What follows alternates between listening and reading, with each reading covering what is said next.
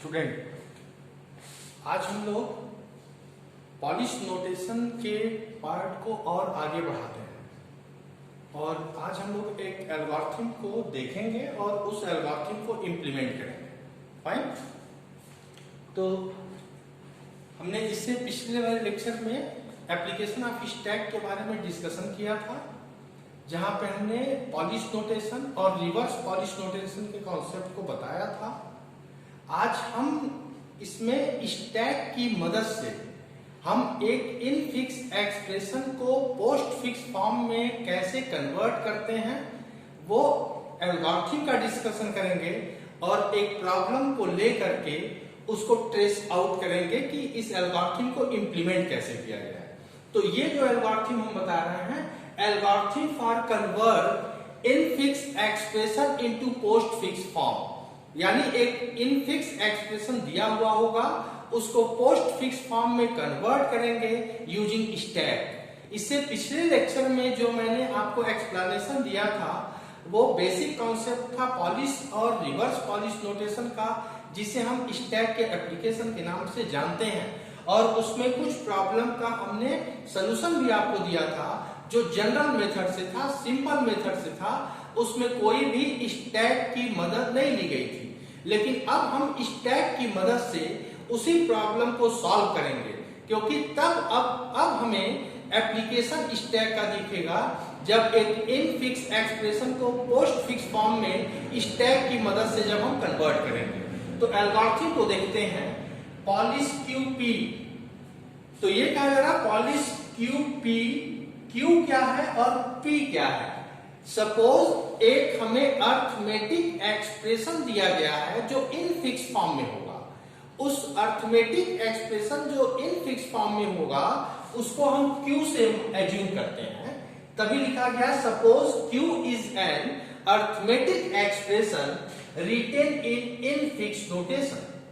This algorithm find the equivalent postfix expression P, यानी एक हमें अर्थमेटिक एक्सप्रेशन इनफिक्स फॉर्म में दिया होगा जिसे हम क्यू कहेंगे, और इस एल्गोरिथम की मदद से हमें एक पोस्ट फिक्स फॉर्म मिलेगा जिसको हम पी के नाम से जानेंगे। यानी अब यह हमारा एल्गोरिथम एक इनफिक्स फॉर्म को पोस्ट फिक्स फॉर्म में कन्वर्ट करेगा।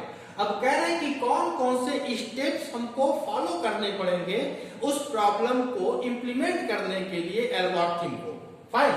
तो पहला जो स्टेप कह रहा है कि push left parenthesis to the end of push the left parenthesis onto the stack and right parenthesis to the end of queue।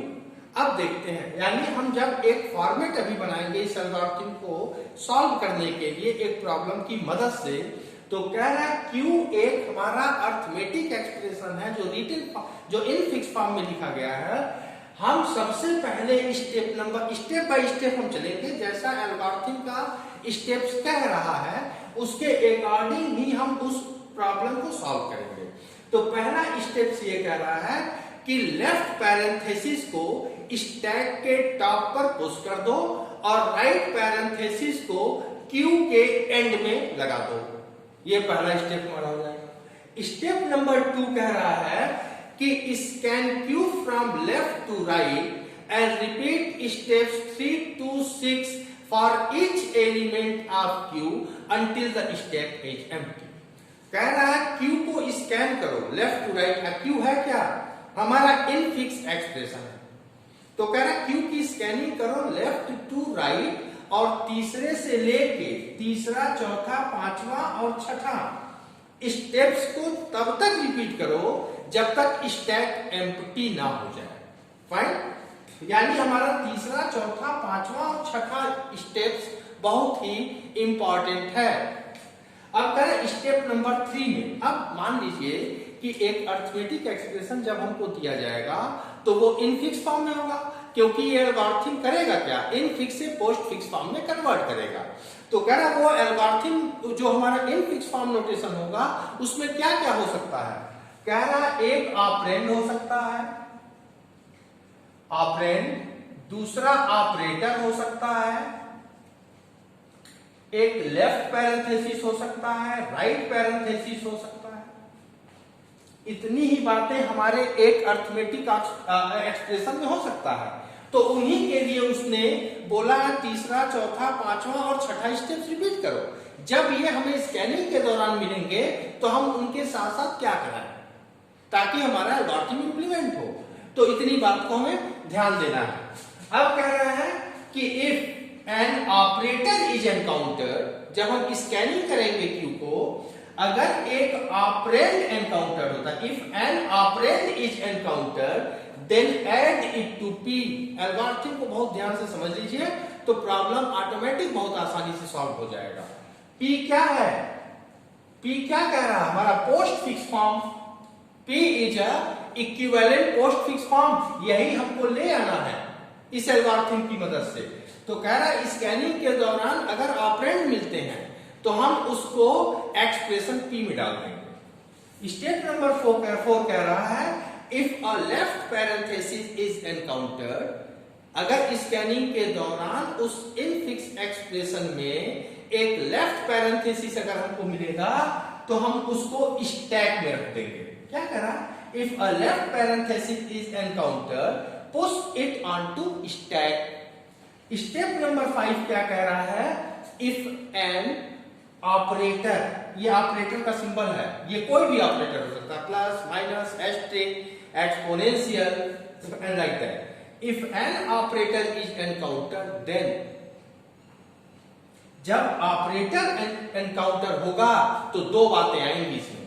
कह रहा है repeatedly pop from stack and add to P each operator on the top of stack which has the same precedence as or higher precedence than coming operator.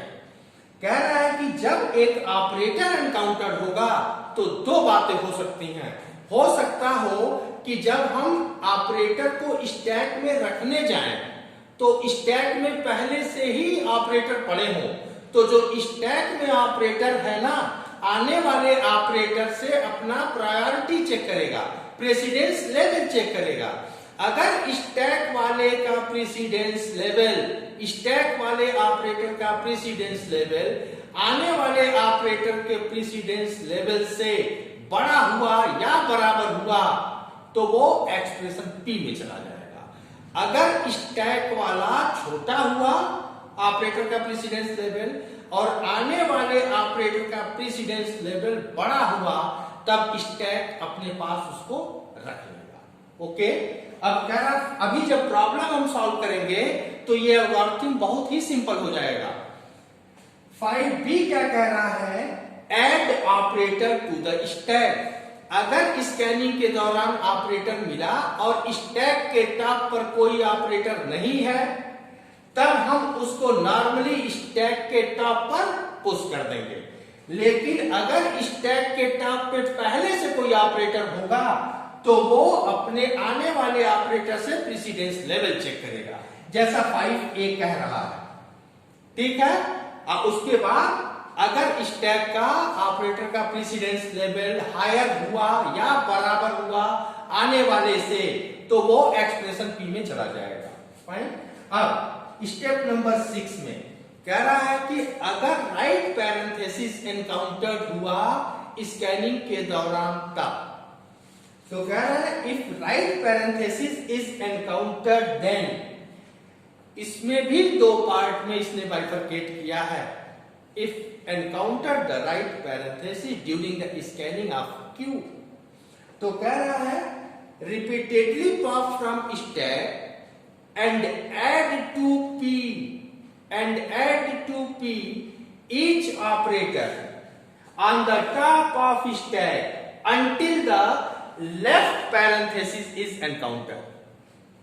ठीक है, कह रहा है अगर left right parenthesis encounter होगा तो stack से operator top of the stack के पोजीशन से एक्सप्रेशन पी में जाएंगे और तब तक ये स्थिति रिपीट होती रहेगी जब तक लेफ्ट पैरेंथेसिस ना मिल जाए, until left parenthesis is encountered।